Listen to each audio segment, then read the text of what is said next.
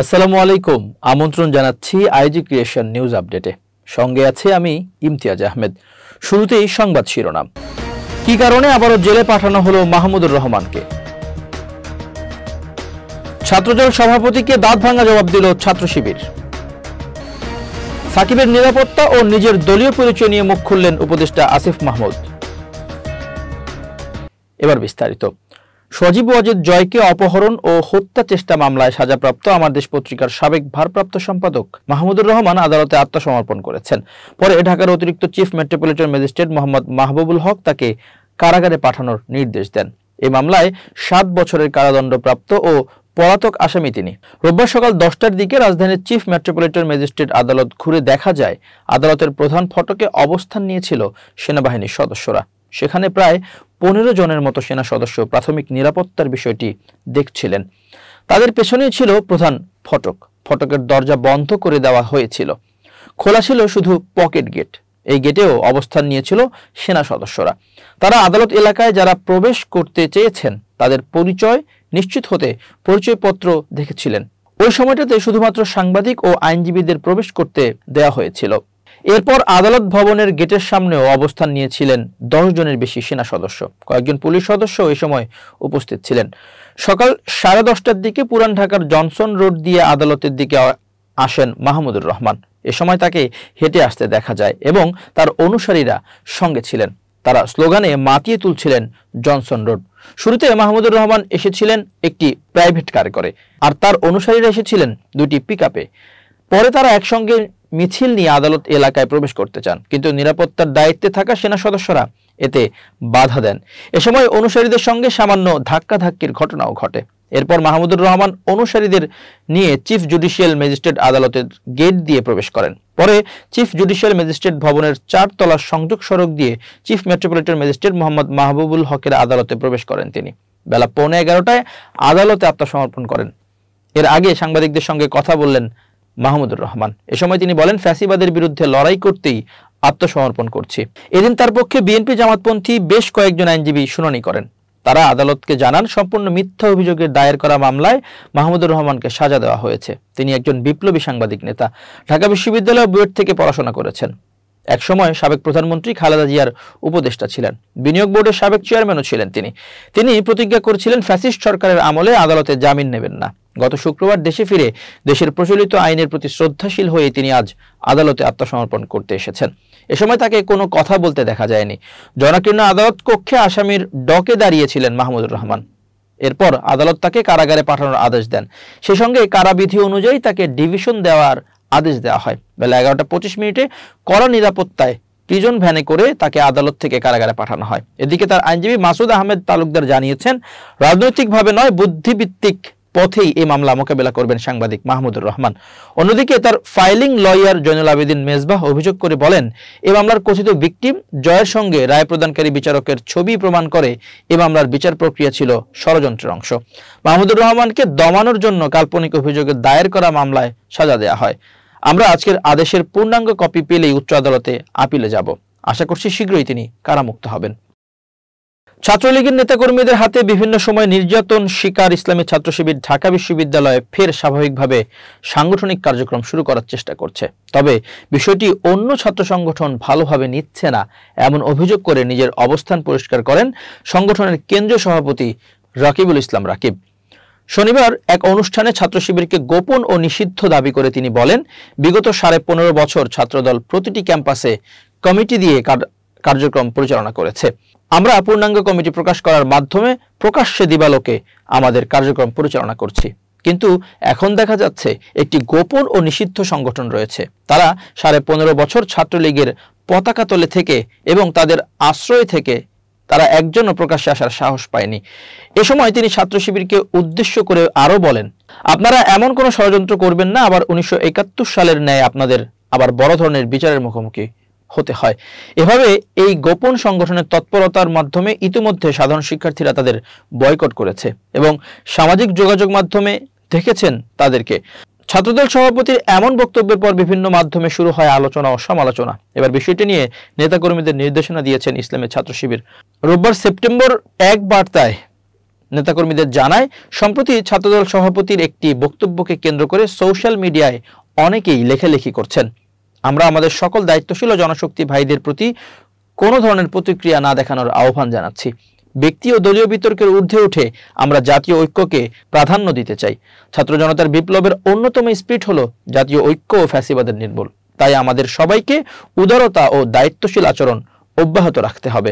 মহান আল্লাহ আমাদেরকে ধৈর্য ও প্রজ্ঞার মাধ্যমে কাজ করার তৌফিক দান করুক। রাজনৈতিক সংশ্লিষ্টতা নিয়ে নিজেদের অবস্থান স্পষ্ট করলেন উপদেষ্টা আসিফ মাহমুদ। সামাজিক যোগাযোগ মাধ্যম ফেসবুকে এই সংক্রান্ত একটি পোস্ট করেন তিনি। আসিফ লেখেন, বর্তমানে আমার কোনো রাজনৈতিক সংশ্লিষ্টতা নেই। বিশ্ববিদ্যালয় জীবনে প্রথম যে রাজনৈতিক উদ্যোগের সাথে যুক্ত ছিলাম, পরে দলীয় লেজুর বৃত্তি সহ আরও কিছু কারণে ঢাকা বিশ্ববিদ্যালয় শাখার সভাপতি থাকা অবস্থায় কমিটির সকল সদস্য গত বছরের মাঝামাঝি সময়ে পদত্যাগ করি। আসিফ মাহমুদের স্ট্যাটাসটি হুবহু তুলে ধরা হলো। একটা বিষয় স্পষ্ট করা প্রয়োজন হয়ে পড়েছে, বর্তমানে আমার কোনো রাজনৈতিক সংশ্লিষ্টতা নেই। বিশ্ববিদ্যালয় জীবনে প্রথম যে রাজনৈতিক উদ্যোগের সাথে যুক্ত ছিলাম, পরে দলীয় লেজুর বৃত্তি সহ আরও কিছু কারণে ঢাকা বিশ্ববিদ্যালয় শাখার সভাপতি থাকা অবস্থায় কমিটির সকল সদস্য গত বছরের মাঝামাঝি সময়ে পদত্যাগ করি। যদিও এসব বিষয়ে সামনে আনতে চাইনি, তবে অনেক জায়গায় বিভ্রান্তি সৃষ্টি হওয়ায় স্পষ্ট করার প্রয়োজন অনুভূত হলো। এখন জাতীয় ঐক্য ধরে রেখে সংস্কার ও পুনর্গঠনই অন্যতম লক্ষ্য। উল্লেখ্য, 2024 সালের কোটা সংস্কার আন্দোলনে আসিফ মাহমুদ সামনে থেকে নেতৃত্ব দেন এবং গুরুত্বপূর্ণ ভূমিকা পালন করেন। শিক্ষার্থীর হত্যা ও বিনা বিচারে আন্দোলনকারীদের নির্যাতনের জন্য অতিমানবীয় ভূমিকা পালন করেন তিনি ও তার সংগঠন বৈষম্য বিরোধী ছাত্র আন্দোলন। এছাড়াও তিনি সহ ওই সংগঠনের আরো দুই গুরুত্বপূর্ণ সমন্বয়ক নাহিদ ইসলাম ও সার্জিস আলম, যারা সারা দেশে একযোগে অসহযোগ আন্দোলন এবং পরিশেষে লং মার্চ টু ঢাকা কর্মসূচি সফলভাবে ডাক দেন, যার ফলশ্রুতিতে ক্ষমতাসীন স্বৈরাচারী সরকারের পতন হয়। আসিফ মাহমুদ 2018 সালের কোটা সংস্কার আন্দোলনেও সক্রিয় ছিলেন। এরপরে ছাত্র অধিকার পরিষদের সঙ্গে রাজনীতি শুরু করেন। 2023 সালে ঢাকা বিশ্ববিদ্যালয় ছাত্র অধিকার পরিষদের প্রথম সম্মেলনে সভাপতি নির্বাচিত হন তিনি। পরবর্তীতে সংগঠনের গঠনতন্ত্র লঙ্ঘনের অভিযোগ এনে আসিফের নেতৃত্বে পুরো ঢাকা বিশ্ববিদ্যালয় কমিটি পদত্যাগ করে। 2023 সালে 4 অক্টোবর গণতান্ত্রিক ছাত্র শক্তির সূচনার পর সংগঠনটির ঢাকা বিশ্ববিদ্যালয় শাখার আহ্বায়কের দায়িত্ব পালন করেন তিনি। 2024 সালের 8 আগস্ট তিনি বাংলাদেশের অন্তর্বর্তী সরকারের উপদেষ্টা হিসেবে নিযুক্ত হন এবং 9 আগস্ট যুব ও ক্রীড়া মন্ত্রণালয়ের দায়িত্ব পান। একই সঙ্গে 2024 সালের 16 আগস্ট তিনি শ্রম ও কর্মসংস্থান মন্ত্রণালয়ের উপদেষ্টা হিসেবে দায়িত্ব পান। উত্তরবঙ্গে বন্যা কবলিত এলাকায় ত্রাণ কার্যক্রম পরিচালনার উদ্যোগ নিতে যাচ্ছে বৈষম্য বিরোধী ছাত্র আন্দোলন। রোববার সন্ধ্যায় এক ফেসবুক পোস্টে তথ্য জানিয়েছেন আন্দোলনের অন্যতম সমন্বয়ক মোহাম্মদ আবু বাকের মজুমদার। ফেসবুক পোস্টে তিনি লেখেন, অতি ভারী বৃষ্টি ও উজানের ঢলে তিস্তা নদীর পানি বৃদ্ধি পেয়ে উত্তরবঙ্গে বন্যা দেখা দিয়েছে। আমাদের কাছে পূর্বে উত্তোলিত যে নগদ অর্থ আছে সেটা দিয়ে উত্তরবঙ্গে বন্যা কবলিত এলাকায় ত্রাণ কার্যক্রম পরিচালনার উদ্যোগ নিতে যাচ্ছি। আপনাদের সার্বিক সহযোগিতা একান্তই কাম্য। প্রসঙ্গত, নীলফামারীতে সৃষ্ট বন্যায় পানিবন্দী হয়ে পড়েছে প্রায় 5000 পরিবার। রোববার সকাল 6টায় ব্যারেজের ডালিয়া পয়েন্টে তিস্তার পানি প্রবাহ বেড়ে বিপদসীমার 2 সেন্টিমিটার উপর দিয়ে প্রবাহিত হচ্ছে। পানি নিয়ন্ত্রণে তিস্তা ব্যারেজের সবকটি জলকপাট খুলে দিয়েছে ডালিয়া পানি উন্নয়ন বোর্ড কর্তৃপক্ষ। নদীতে পানি বৃদ্ধি পাওয়ায় নদীর তীরবর্তী ডিমলা উপজেলার 7টি ইউনিয়নের 15টি চর গ্রামের নিম্নাঞ্চল প্লাবিত হয়েছে। এই এলাকার বসতভিটার উঠানে পানি প্রবেশ করায় দুর্ভোগে পড়েছে হাজার হাজার মানুষ। পানি উন্নয়ন বোর্ড নীলফামারীর ডালিয়া ডিভিশনের বন্যা পূর্বাভাস ও সতর্কীকরণ কেন্দ্র জানায়, শনিবার সকাল 9টায় তিস্তা ব্যারেজ পয়েন্টে নদীর পানি বিপদসীমার 15 সেন্টিমিটার নিচ দিয়ে প্রবাহিত হয়। এরপর দুপুর 12টা থেকে সন্ধ্যা 6টা পর্যন্ত 10 সেন্টিমিটার বৃদ্ধি পেয়ে বিপদসীমার 5 সেন্টিমিটার নিচ দিয়ে প্রবাহিত হলেও রাত 12টায় বিপদসীমা অতিক্রম করে। শনিবার সকাল 6টা পর্যন্ত বিপদসীমার 2 সেন্টিমিটার উপর দিয়ে প্রবাহিত হতে থাকে। তবে সকাল 9টায় পানি 3 সেন্টিমিটার কমে বর্তমানে বিপদসীমার 1 সেন্টিমিটার নিচ দিয়ে প্রবাহিত হচ্ছে। তিস্তা ব্যারেজের নীলফামারী ডালিয়া পয়েন্টে নদীর পানি বিপদসীমা 52.15 মিটার। পালিয়ে যাওয়ার পর আবারও সামাজিক যোগাযোগ মাধ্যমে সরব হয়েছেন তিনি। ফেসবুক পোস্টের কমেন্টে পাল্টা আক্রমণ চালিয়ে যাচ্ছেন তিনি, যেখানে অনেক অশ্লীল ভাষাও কমেন্টের রিপ্লাই দিতে দেখা গেছে তাকে। কুমিল্লার বুড়িচং উপজেলার চরানল সীমান্ত দিয়ে গত 29 আগস্ট রাতে ভারতে পালিয়ে যান কুমিল্লার সাবেক মেয়র তাহসিন বাহার সূচনা। পালানোর পর গত 25 সেপ্টেম্বর থেকেই সোশ্যাল মিডিয়ায় ফুঁসে উঠেছেন তিনি। সাবেক প্রধানমন্ত্রী শেখ হাসিনার দেশ ত্যাগের পর থেকেই সামাজিক যোগাযোগ মাধ্যম সহ কোথাও খুঁজে পাওয়া যাচ্ছিল না সাবেক এই মেয়রকে। বুধবার ডাকাতের আক্রমণে নিহত সেনা সদস্য তানজিম সারোয়ারকে নিয়ে নিজের ভেরিফাইড ফেসবুক পেজে একটি পোস্ট করেন সূচনা। আর এরপরই সেই পোস্টে সূচনাকে উদ্দেশ্য করে অনেকে বিভিন্ন রকম নেগেটিভ কমেন্ট করেন। সাবেক এই মেয়র প্রতিটি নেগেটিভ কমেন্টের কটাক্ষ করে জবাবও দেন। এরপর বৃহস্পতিবার সাবেক আইসিটি মন্ত্রী পলক ও উপদেষ্টা নাহিদকে নিয়ে ফাইবার পোড়া ইস্যুতে একটি পোস্ট করেন। সেখানেও কমেন্টের রিপ্লাইয়ে কটাক্ষ করে জবাব দেন তিনি। সূচনার পোস্টে একজন কমেন্ট করেছেন, ইন্ডিয়া থেকে পোস্ট করেছেন, কুমিল্লায় আসবেন কবে? সেই কমেন্টের উত্তরে সূচনা লেখেন, আছি তো কুমিল্লা, নতুন বাসা গোছাচ্ছি, তোমাদের যেন লুট, চুরি আর আগুন দিতে সুবিধা হয়। আরেক নেটিজেনের লেখা, কুমিল্লায় আসেন আপা। কমেন্টের রিপ্লাই সূচনা লেখেন, আসতাছি, আরো বেশি বেশি শাড়ি, জামা, জুতো, মাছ, গাছ, সবজি, জাকাতের শাড়ি, জায়নামাজ, কোরআন নিয়ে দ্বিতীয় লুটের প্রস্তুতি নাও। সূচনার এসব রিপ্লাইয়ের প্রশংসাও করেছেন অনেকে। এক নেটিজেন লিখেছেন, আজকের কমেন্ট রিপ্লাইগুলো সেরা হয়েছে। সেই কমেন্টের রিপ্লাই সূচনা লেখেন, আয় হায়, এটা কেন লিখলেন? লিজেন্ডরা আপনাকেও দালাল ডাকবে। পলক ও নাহিদকে নিয়ে পোস্টে সূচনা ক্যাপশন দিয়েছিলেন, যুগে যুগে পলকেরা নাহিদ হয়ে ফিরে আসে। সেই ক্যাপশনকে উদ্দেশ্য করে এক নেটিজেন লেখেন, পলক জানি কার নেতা ছিল আপু। সেই কমেন্টের জবাবে সূচনা লেখেন, অন্তত আমার না। গুজব চলাকালীন সময়েও আমি সাইবার সিকিউরিটি নিয়ে ওনার পেজে সরাসরি কমেন্ট করেছি। অতি মেধার যারা এখন 600 টাকার ইলিশ খায় তারাই তখনও আমাকে বুঝে না বুঝে অ্যাটাক করেছিল। সাবেক মেয়র সূচনা কটাক্ষ করে এমন রিপ্লাইয়ে অনেককে ক্ষোভ প্রকাশ করতে দেখা গেছে। আর এসব কমেন্টের জন্য সামাজিক যোগাযোগ মাধ্যমে সমালোচনার মুখে পড়েছেন সাবেক এই মেয়র। পাঠ্যপুস্তকে জামাত ইসলামীর বিরুদ্ধে থাকা মিথ্যাচার মুছে ফেলতে অন্তর্বর্তী সরকারকে আহ্বান জানিয়েছেন দলটির নায়েবে আমির ডক্টর সৈয়দ আব্দুল্লাহ মোহাম্মদ তাহের। শুক্রবার সকালে রমনার ইঞ্জিনিয়ার্স ইনস্টিটিউশনে ছাত্র আন্দোলনের সাবেক নেতাদের নিয়ে আয়োজিত এক সমাবেশে তিনি এই আহ্বান জানান। ঢাকা মহানগর উত্তরের জামাত ইসলামীর এই সমাবেশের আয়োজন করে শিক্ষা ব্যবস্থা থেকে ভারতীয় অপসংস্কৃতি ও অনইসলামিক নীতি দূর করা সহ পাঠ্যপুস্তক থেকে জামাতের বিরুদ্ধে থাকা মিথ্যাচার মুছে ফেলতে অন্তর্বর্তী সরকারকে আহ্বান জানান দলটির নায়েবে আমির সৈয়দ আব্দুল্লাহ মোহাম্মদ তাহের। বলেন, যারা লুটপাট করে দেশকে বিপদের মুখে ফেলে পালিয়ে গেছে তাদেরকে এদেশের মানুষ আর কখনো গ্রহণ করবে না। মানুষ বিভিন্ন সময়ে স্বৈরাচারদের শাসনে বিরক্ত হওয়ার কারণে জামাত ইসলামীকে নেতৃত্বে দেখতে চায়। এ সময় নির্বাচনী রোডম্যাপ ঘোষণার আগে ব্যাংক খাত সহ রাষ্ট্রের গুরুত্বপূর্ণ কাঠামোগুলো দ্রুত সংস্কারের দাবিও জানান এ জামাত নেতা। জনগণের জায়গা থেকে জাতীয় দলের ক্রিকেটার সাকিব আল হাসানকে নিরাপত্তা দেওয়া কঠিন বলে মন্তব্য করেছেন ক্রীড়া উপদেষ্টা আসিফ মাহমুদ সজীব ভুঁইয়া। রোববার সচিবালয়ে সাংবাদিকদের এক প্রশ্নের জবাবে তিনি কথা বলেন। আসিফ মাহমুদ বলেন, সাকিব আল হাসানের পরিচয় দুটো, খেলোয়াড় ও রাজনীতিক।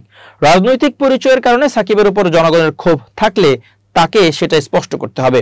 খেলোয়াড় হিসেবে প্রত্যেক নাগরিকের নিরাপত্তা নিশ্চিত করা আমাদের দায়িত্ব, সেটা নিশ্চিত করা হবে। সাকিব আল হাসানকে জনগণের জায়গা থেকে নিরাপত্তা দেওয়া কঠিন। শেখ হাসিনাকেও দেশ ছেড়ে চলে যেতে হয়েছিল। বোর্ড ব্যক্তিগতভাবে কাউকে নিরাপত্তা দিতে পারবে না।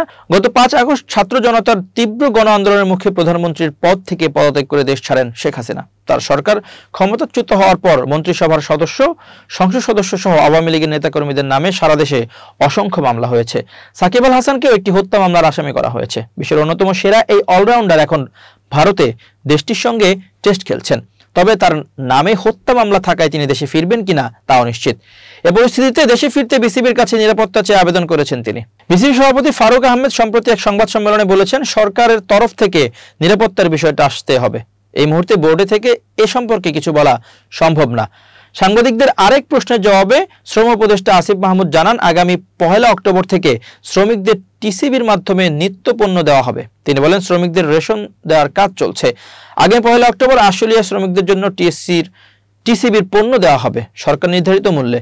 40 লাখ শ্রমিককে এর আওতায় আনা হবে। কানপুরের গ্রিন পার্ক স্টেডিয়ামের সংবাদ সম্মেলন কক্ষে পরশু আচমকা টেস্ট ও টি-20 থেকে অবসরের ঘোষণা দিয়ে ক্রিকেট বিশ্বে আলোচনা জন্ম দিয়েছেন সাকিব আল হাসান। গতকাল ভারতের স্থানীয় সংবাদ মাধ্যমের দিকে তাকালেও সেই রেশটা পাওয়া যায়। প্রায় সব বড় পত্রিকায় সাকিবের অবসর নিয়ে বড় করে খবর ছাপা হয়েছে। চলমান কানপুর টেস্টটি হতে পারে সাকিবের ক্যারিয়ারের শেষ টেস্ট। সাকিবের অবসরের ঘোষণার পর তাকে সংবর্ধনা দেওয়ার কথা জানিয়েছে ভারতের উত্তরপ্রদেশ ক্রিকেট অ্যাসোসিয়েশন UPCA।